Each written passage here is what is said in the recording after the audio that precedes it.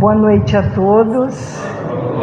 Bom, eu não vou regular esse microfone porque eu ia cantar hoje, mas está regulado para o Lucas. Então vamos cumprimentando a todos também, os nossos amigos, nossos companheiros, aqueles que nos acompanham dos seus lares através do Facebook da Casa Fora da Caridade Não Há Salvação. E nós vamos também, saudando os nossos irmãos desencarnados que também comungam conosco desse momento de aprendizado. Que bom que estamos aqui numa sexta-feira para lembrar do Evangelho, para lembrar de Jesus, do nosso Mestre tão amado. E já vamos anunciar que teremos hoje um palestrante muito jovem com um nome que muito nos inspira, Lucas Evangelista. Então, para que nós também nos harmonizemos com essa espiritualidade amiga aqui da casa, que prepara com muito amor esse ambiente, nós vamos cantando o hino da casa, Praz a Deus Senhor, e o Pai Nosso cantado.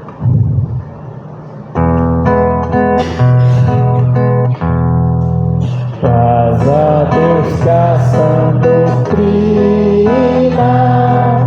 que nessa casa se ensina, a alma nos esclareça, a alma nos esclareça, que essa luz tão pequenina cresça por graça divina, até que enfim resplandeça, até que enfim resplandeça. A alma é como um diamante, sendo polida brilhante, em bruto não luz não brilha, em bruto não luz não brilha, não se distingue da terra, não descobre a luz que encerra, não mostra de quem é filha, não mostra de quem é filha.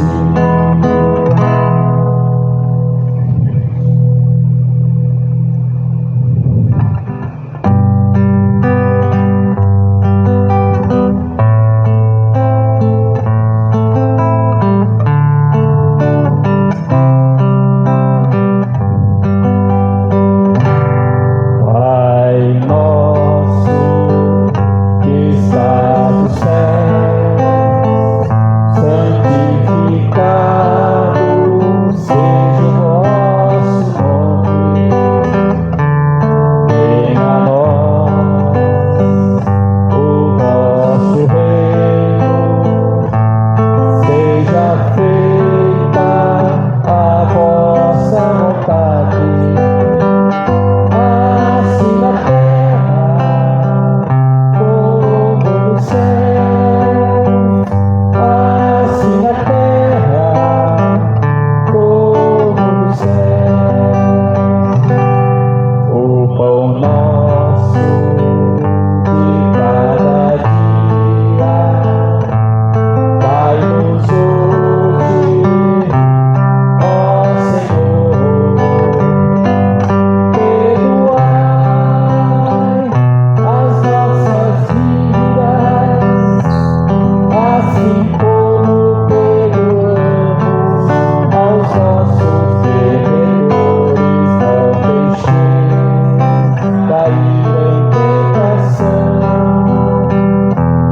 mas livrai-nos de todo mal.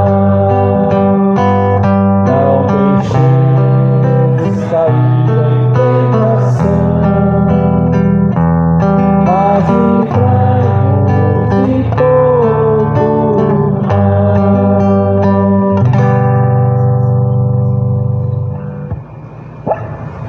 Bom, então, como já anunciamos, O nosso palestrante de hoje é um jovem espírita, ou um espírita jovem, né? Veio de terras distantes, mas está assim, veio florescer as terras de Limeira e hoje veio nos trazer um pouco dos seus conhecimentos. E Lucas Evangelista, o próprio nome já nos inspira a pensar no Mestre Jesus, né? E naquele trabalhador Paulo de Tarso. Então, Lucas vem trazendo como tema de sua palestra de hoje, Fome do Salvador, que é a primeira vez que ele está em nossa casa, e nós então vamos cumprimentando e saudando. Seja bem-vindo, Lucas.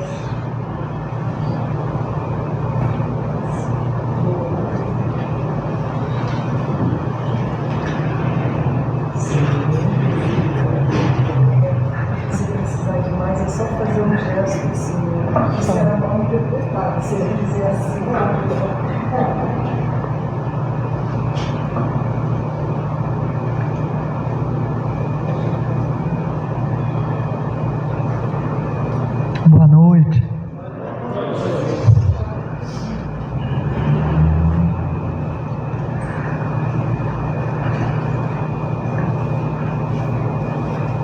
Agradecendo antes de tudo, né?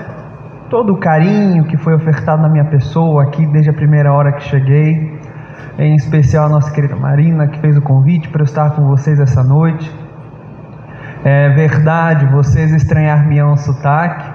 Embora eu esteja vindo de Limeira, eu não falo porta, como o limeirense fala. O meu sotaque, ele tem um S um pouquinho mais chiado, meu R é um pouquinho diferente. É um sotaque de um pouquinho mais para cima do Brasil.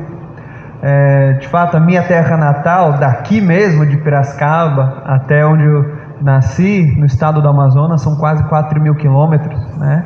Demonstram a condição realmente do Brasil de extensão continental. Eu nasci no Amazonas, não em Manaus, na capital, mas no interior do Amazonas, cidade chamada São Gabriel da Cachoeira. Para chegar lá, partindo de Manaus, porque o estado do Amazonas não tem as estradas, né, como nós temos aqui, por exemplo, no interior de São Paulo, que foi 35 minutos para chegar de Limeira para cá, ou que nós podemos visitar tantas cidades em torno, né, em uma rapidez de algumas horas, de minutos. Para chegar na minha cidade natal, você vai em Manaus, no porto da cidade, compra uma passagem de barco e sobe o Rio Negro, o Amazonas, enfim, por 27 horas seguidas.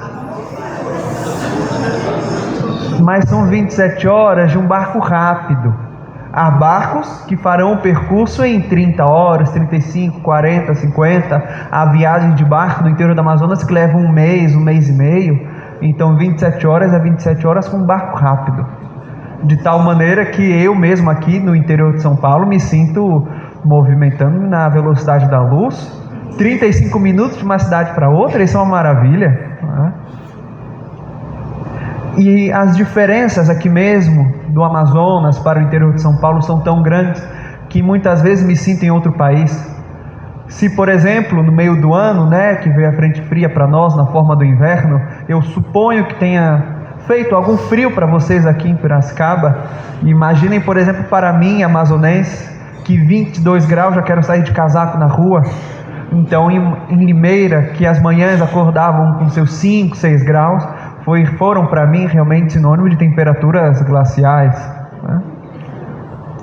Tanto a condição do sotaque, das gírias, da comida, da cultura de modo geral, tudo me faz me sentir muitas vezes em outro país. Mais uma vez, pela extensão continental do nosso Brasil. Há muitos Brasis dentro do nosso próprio país, né? E é necessário explorá-los. Na noite de hoje, quando nos foi perguntado o tema, eu escolhi falar sobre essa fome do Salvador.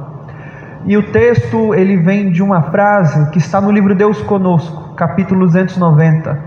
O Deus Conosco é uma coletânea de mensagens que o Chico psicografou em Evangelhos no Lar, com a família Joviando, ali na Fazenda Modelo, em Pedro Leopoldo, interior de Minas Gerais. Eles se sentavam, faziam 2, 3 Evangelhos no Lar por semana. Já imaginou você ter Chico Xavier à sua disposição no Evangelho? Era psicografia toda noite. E essas psicografias foram coletadas com o tempo. E aquelas que pertenciam a Emmanuel, foi lançado o livro Deus Conosco. Emmanuel significa Deus entre nós ou Deus conosco. Na mensagem 290, intitulada Padre Nóbrega, mensagem é 12 de janeiro de 1949. Eu não vou entrar no corpo dela, porque seria outra palestra. Emmanuel vai falar aí uma encarnação, ou o que ele estava fazendo antes de ser o Padre Nóbrega, o padre que funda o estado de São Paulo, funda a cidade de São Paulo. Lá no finalzinho do texto, se vocês acharem o texto, ele vai dizer o seguinte: em torno de nós tem um povo que tem fome do Salvador. Eu quero pegar esse versículo e quero que na noite de hoje a gente possa gravitar em torno dele, para falar o que é esta fome, o que é este Salvador, o que é fome do Salvador. E para começar, eu acho que não tem um livro para dar o ritmo melhor do que este, que basilha toda a doutrina espírita, que é o próprio Livro dos Espíritos, né? Na pergunta 713, Kardec pergunta, olha, ele não pergunta, olha, enxertia a minha, mas por algum acaso a natureza colocou limites aos gozos, aos prazeres? E os Espíritos respondem, sim, mas é que vocês abusam das paixões. E quando a gente pensa nesses limites que a natureza impõe, daí derivam muitas doenças mentais, corporais, de delitos nossos a nível psíquico. Recordo o próprio mentor Alexandre para André Luiz no livro Missionários da Luz, capítulo 4. André, capítulo se chama Vampirismo. André, todos nós, ou maioria na Terra, nós cristalizamos aqui no coração, encarnação após encarnação, milênios após milênios, vícios tenebrosos. Daí então, no século XX, o livro foi escrito no século passado, nós temos tantas criaturas que acordam no corpo com doenças materiais, corporais e doenças psíquicas por vícios do sexo e da alimentação. Então a natureza impõe seus limites desta forma, não vá por aí. Você vai ficar, vamos colocar no nível simples, gripado, vai ficar adoentado, vai precisar ficar acamado. Recorda André Luiz no livro Agenda Cristã, capítulo 39, né? A doença será remédio salutar para a sua alma. Desta forma a natureza impõe os limites para as nossas próprias intemperanças, falta de vontade de persistir no caminho do bem, ou mesmo na própria inatividade. Não à toa Kardec, um pouquinho mais na frente, na 943, pergunta: de onde que vem, por algum acaso, aquele desgosto pela vida que parece que de supetão toma as pessoas? E os Espíritos respondem 3 coisas: a origem desse desgosto pela vida: falta de fé, ociosidade e fastio. Em algumas traduções também está como saciedade. Comeu demais, está satisfeito. Não há nenhuma batalha para obter o que se quer. Está tudo pronto, tudo dado. Fastio. No Amazonas, já que estamos falando da terrinha natal, quando nós comemos muito, a gente pode falar, estou empanturrado, estou cheio, estou satisfeito, mas no Amazonas a gente tem outra característica para dizer, eu estou cheio. Comi muito, obrigado, estou até o tucupi. Tucupi é um caldo, se coloca na cuia, se coloca demais, transborda. O Rio Negro está cheio, o rio está até o tucupi. Nossa, não, comi demais, estou até o tucupi. Desta forma. Então, nesse fastio, então, origem do desgosto da vida, falta de fé, ociosidade, e às vezes estar constantemente até o tucupi. Recordando também nesta falta de fé, sem nenhum moralismo religioso para condenar nenhuma criatura, eu recordo mesmo do próprio texto de Meimei, né?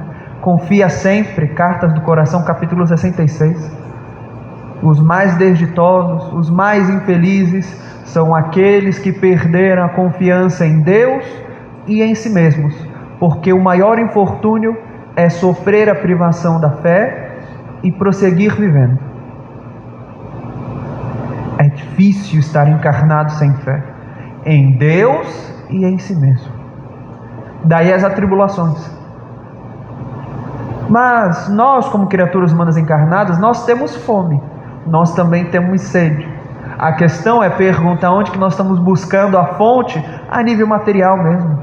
sem desaguar em um sentido espiritual, no cotidiano, no café da manhã, no lanche da tarde, no almoço, etc., enfim, na ceia, na janta, onde que estamos saciando a nossa sede e nossa fome.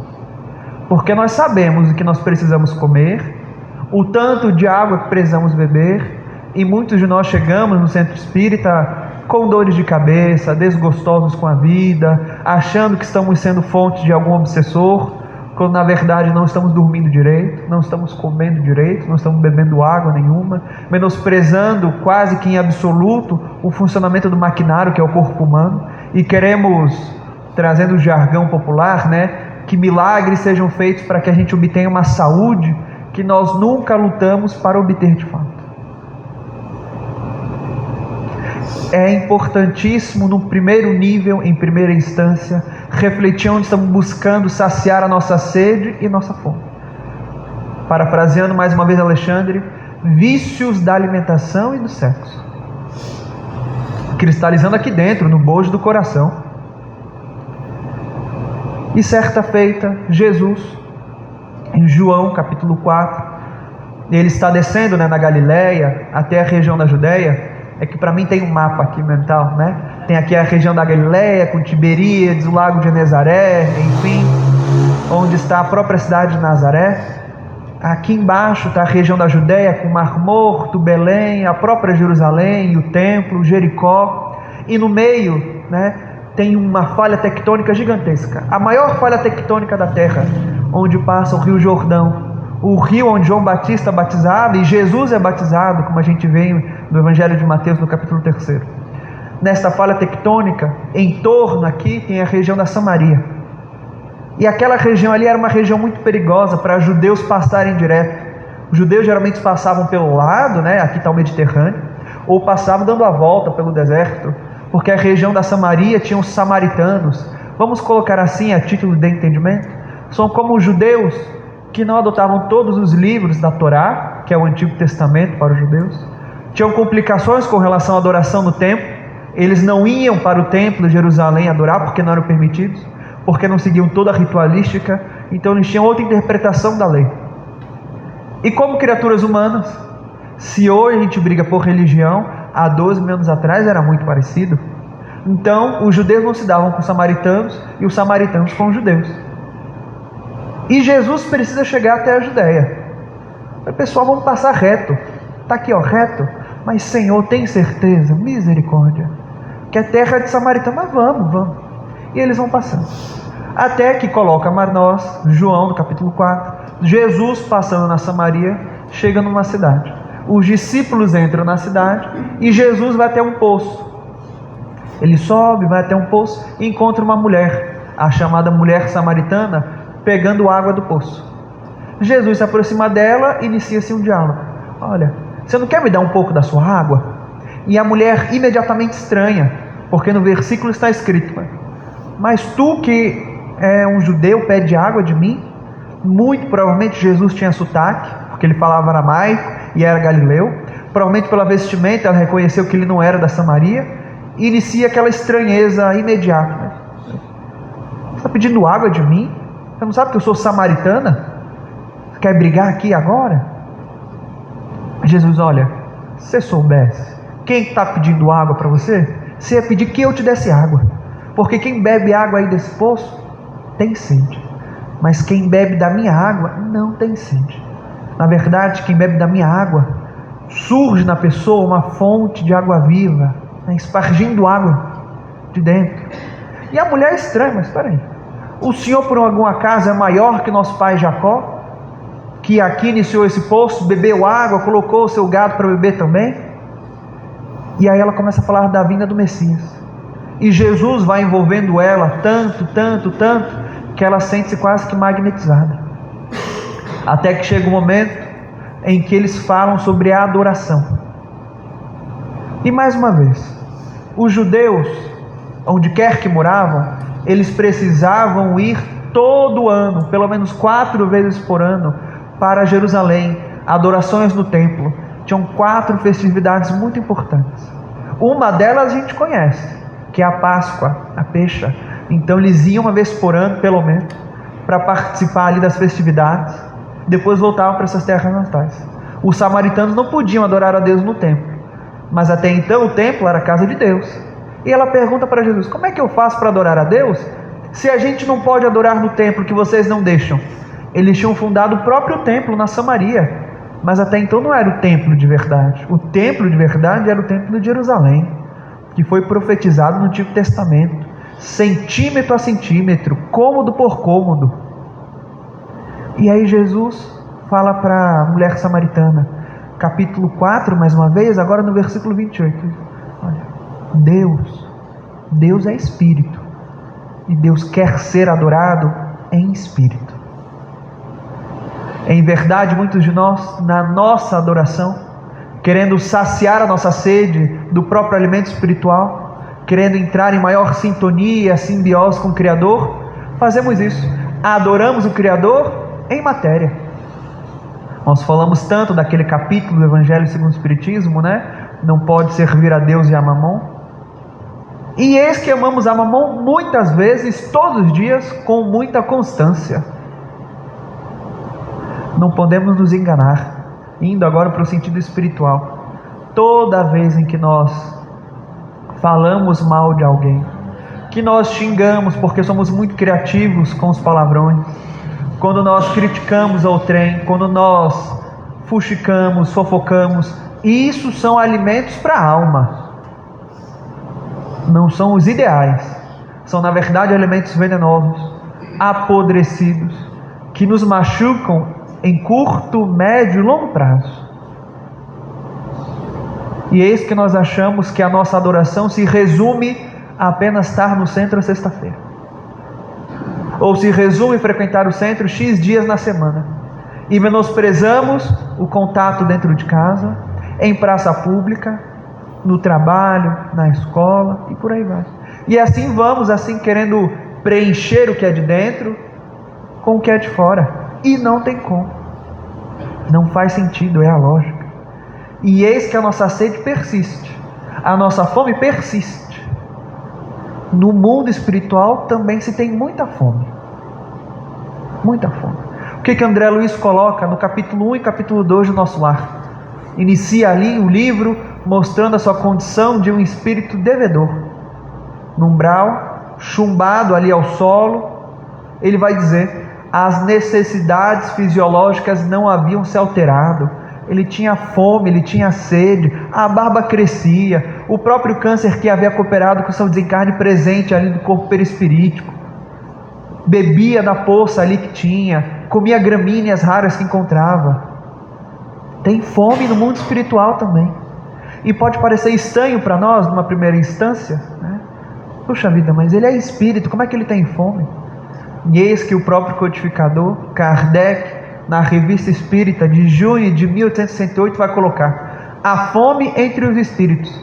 É um texto comprido que ele vai analisar um caso à parte, mas nas observações, também compridas, Kardec vai falar: é natural que se estranhe fome entre os espíritos, aqueles que ainda não entenderam. Isso é Kardec falando.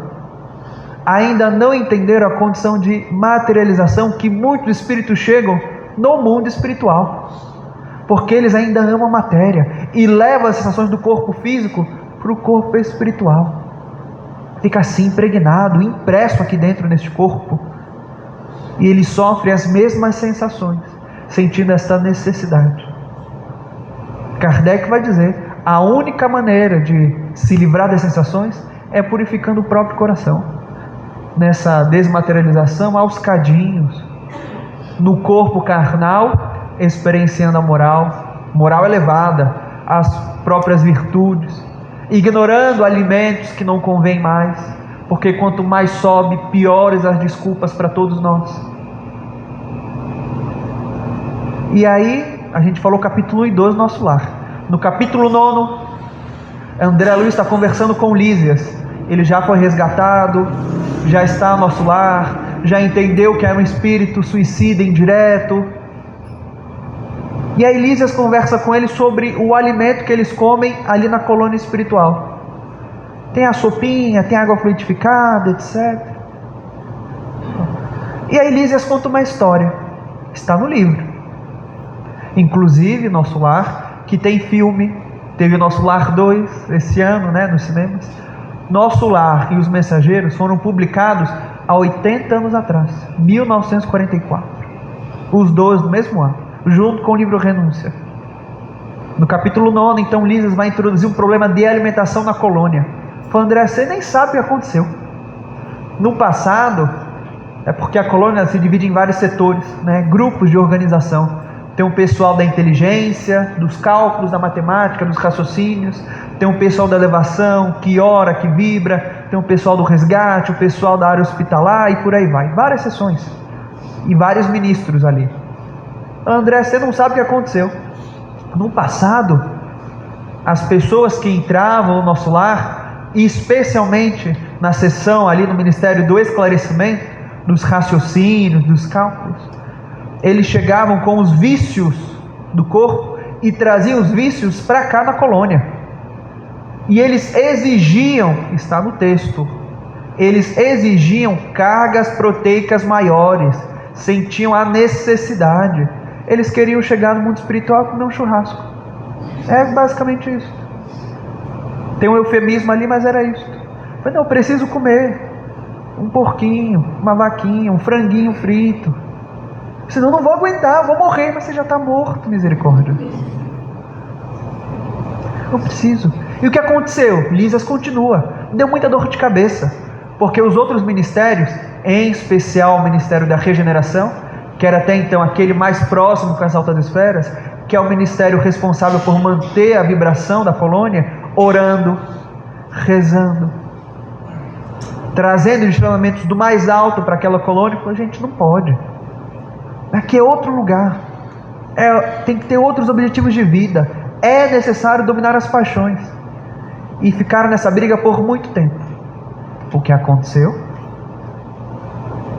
Parece um absurdo, mas está escrito no texto.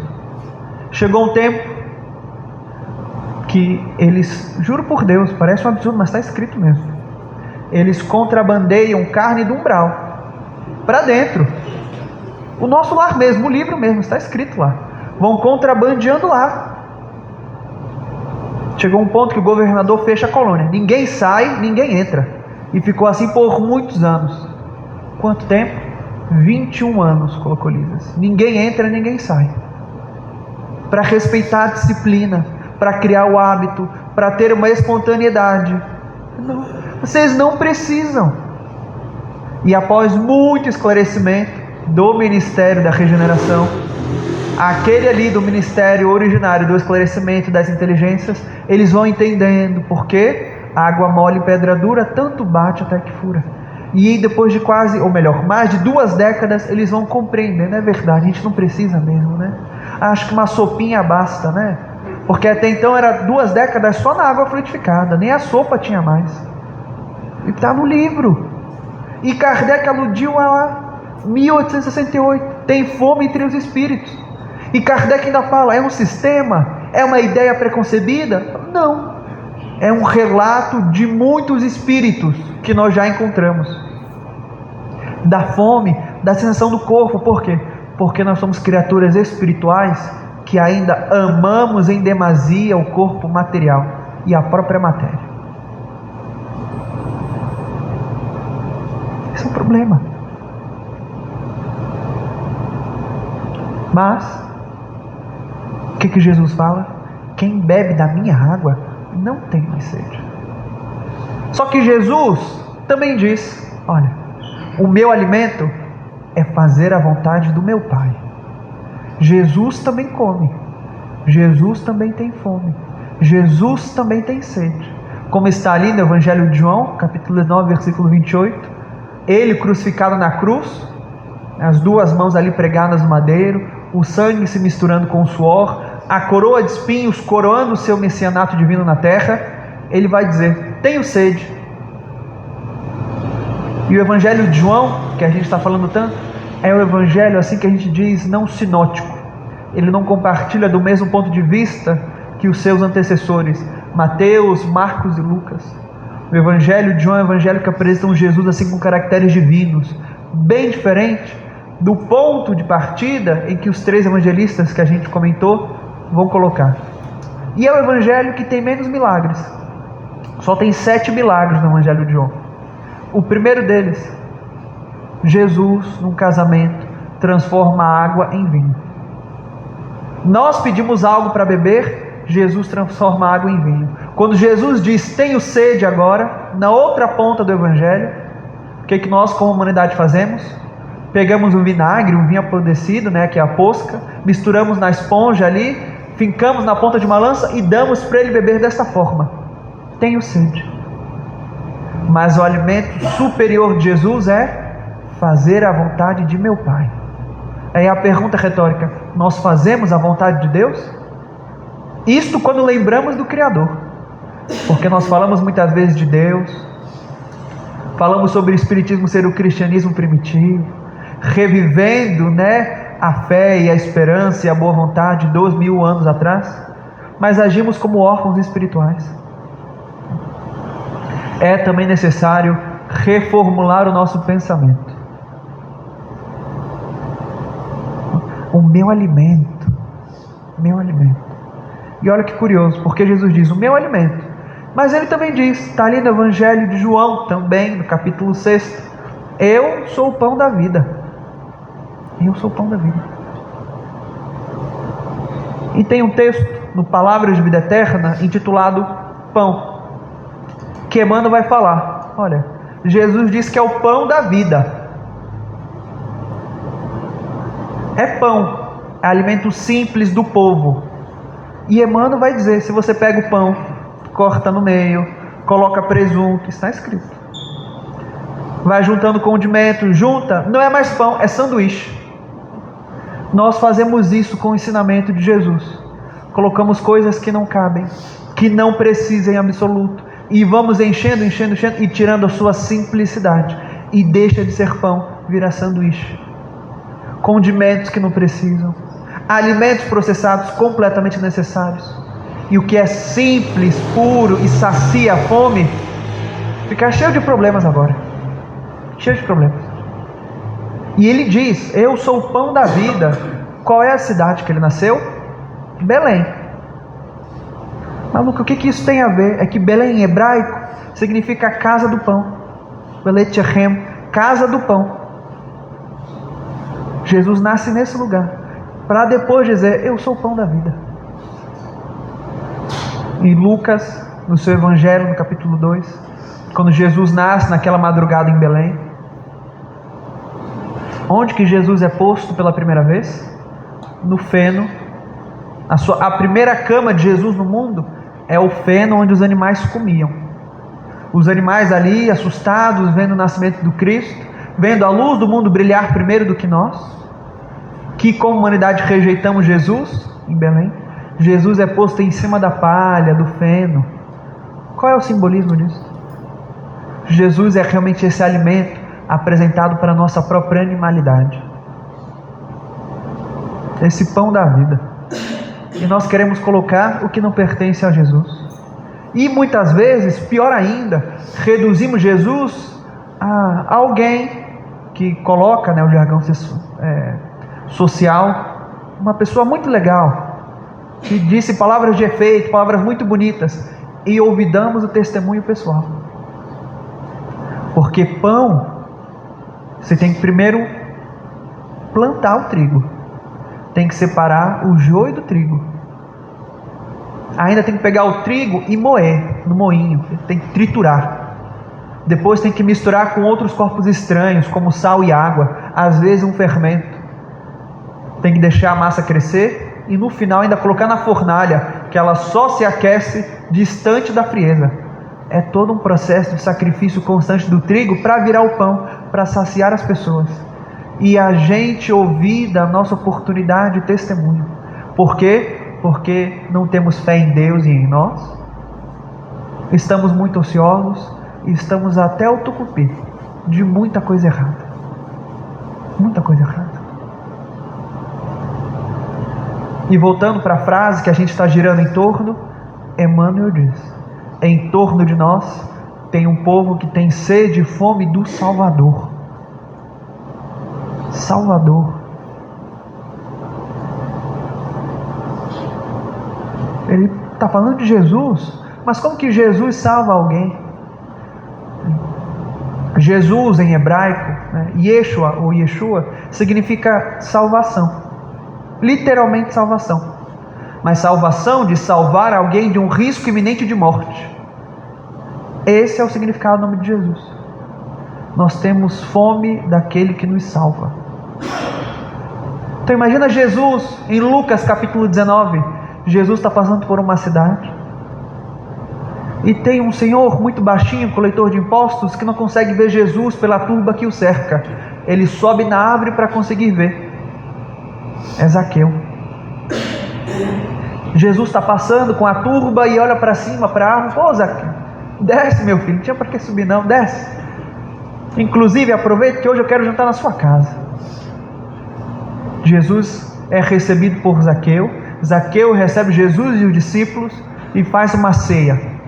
Inspiradíssimo, ele fala: Senhor, estou tão feliz de estar recebendo o Senhor. Vou fazer o seguinte: vou pegar tudo que eu tenho, metade da minha família, o resto vou doar para os pobres, e se eu devo a alguém, eu vou pagar 4 vezes mais.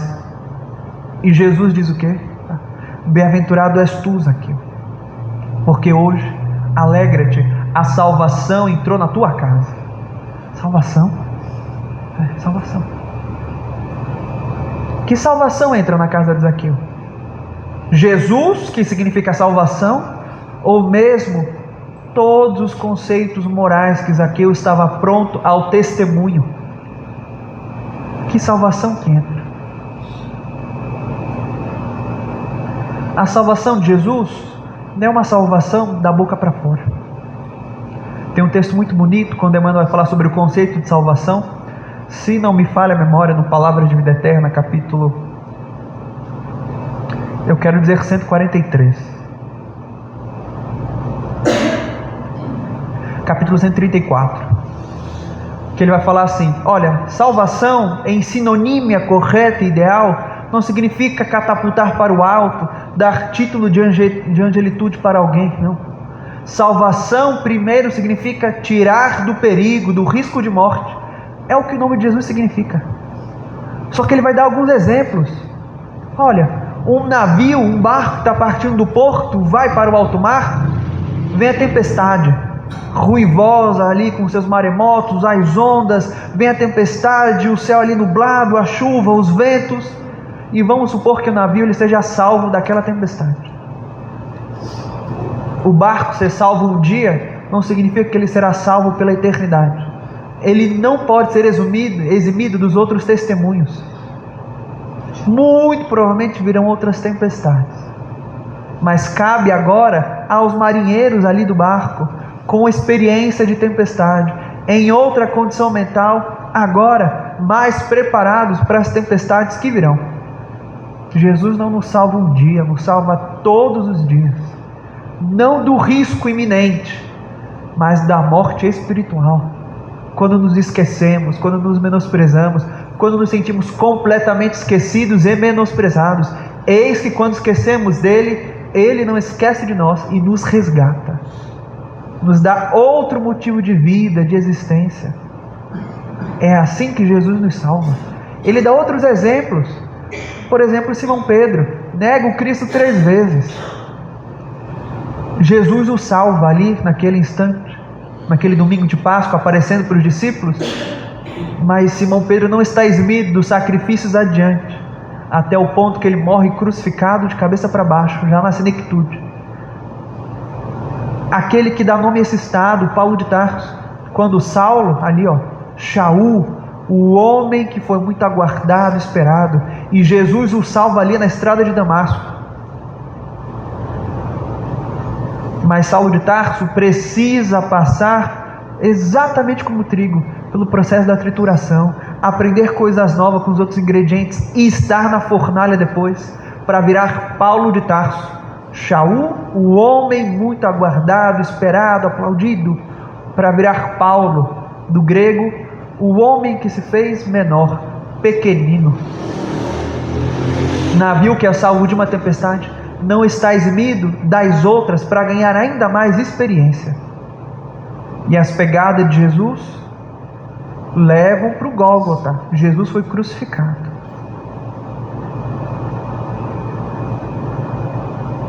E o que Paulo agora, transformado, vai escrever? 1 carta aos Coríntios, capítulo 1, versículo 9 e 10. Nós anunciamos a um Cristo crucificado, que para os judeus é escândalo, para os gentios loucura, mas para aqueles que foram salvos, representa a força de Deus. O nosso conceito moral gira em torno de alguém que foi crucificado, que fez questão de morrer crucificado. E essas pegadas são muito bem pegadas que precisamos seguir, ou sendo crucificado em praça pública, ou apedrejado no anonimato.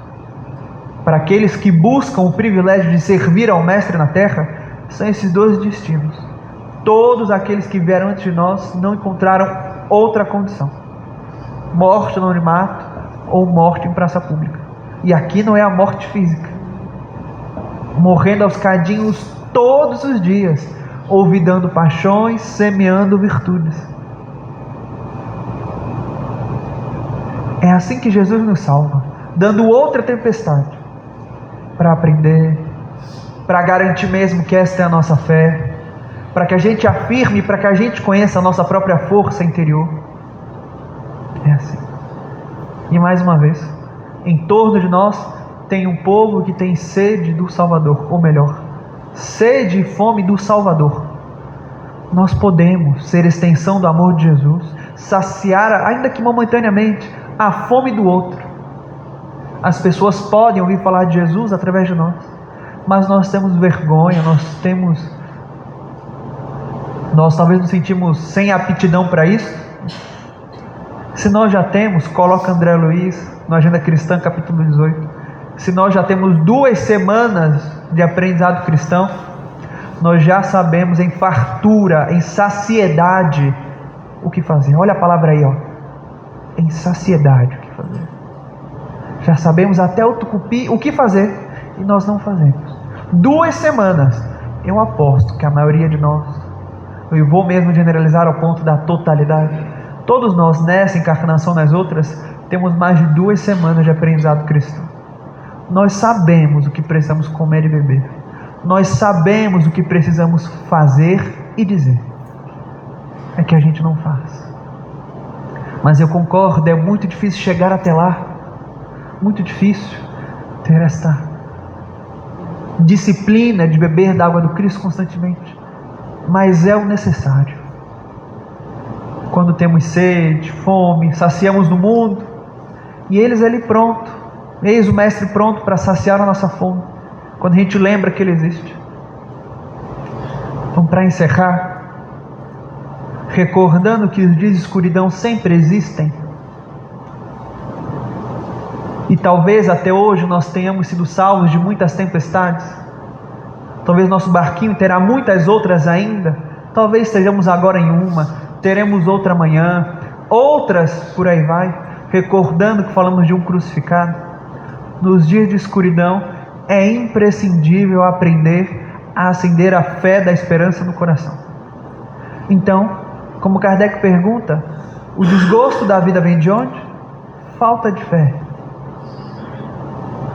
E a gente trouxe um textinho no começo, capítulo 66 do livro Cartas do Coração, de Meimei. Então eu encerro com esse texto. Meimei coloca: não percas a tua fé entre as sombras do mundo. Ainda que teus pés estejam sangrando, segue para frente, erguendo-a, a tua fé por luz celeste acima de ti mesmo.